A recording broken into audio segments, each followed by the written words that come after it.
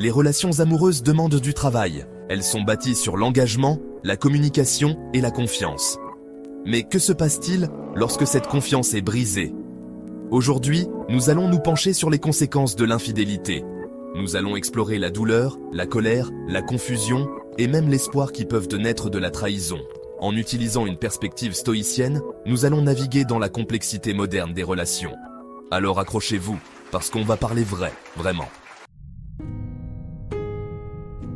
L'infidélité, c'est comme un tremblement de terre qui vous secoue au plus profond de vous-même.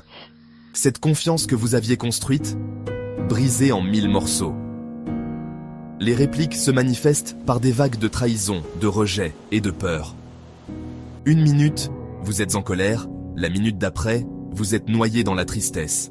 La personne qui a fauté est aux prises avec la culpabilité, la honte et le poids de ses actes. Voilà les retombées émotionnelles de l'infidélité. Imaginez une relation comme une piste de danse. Avant l'infidélité, vous dansiez ensemble, peut-être un peu rouillé, mais en harmonie. Maintenant, c'est un champ de bataille.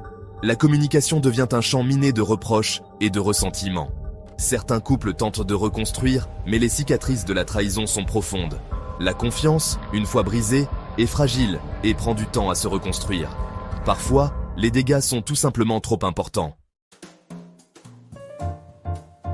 L'infidélité laisse des marques profondes sur l'individu. La personne trompée remet en question sa propre valeur, ce qui peut conduire à l'anxiété et à la dépression. Celui ou celle qui a trompé lutte contre la culpabilité et la honte. Il ne s'agit pas de jouer à qui est à blâmer, mais de comprendre le coup psychologique pour toutes les personnes concernées.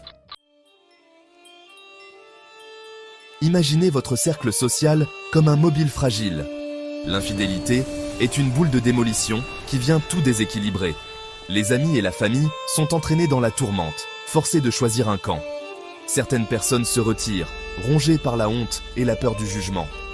D'autres s'emportent, cherchant validation ou compassion. Les ondes de choc de l'infidélité s'étendent bien au-delà du couple lui-même. L'infidélité déclenche souvent une profonde remise en question morale. Pour ceux qui ont des convictions spirituelles fortes, cela peut être vécu comme une trahison de leurs valeurs. Même en dehors de toute religion, l'infidélité peut ébranler la boussole morale d'une personne. C'est une lutte pour concilier ses actes avec ses valeurs fondamentales. L'infidélité peut déchirer une relation, laissant derrière elle douleur et chagrin d'amour. Mais même au milieu de la souffrance, il y a de l'espoir.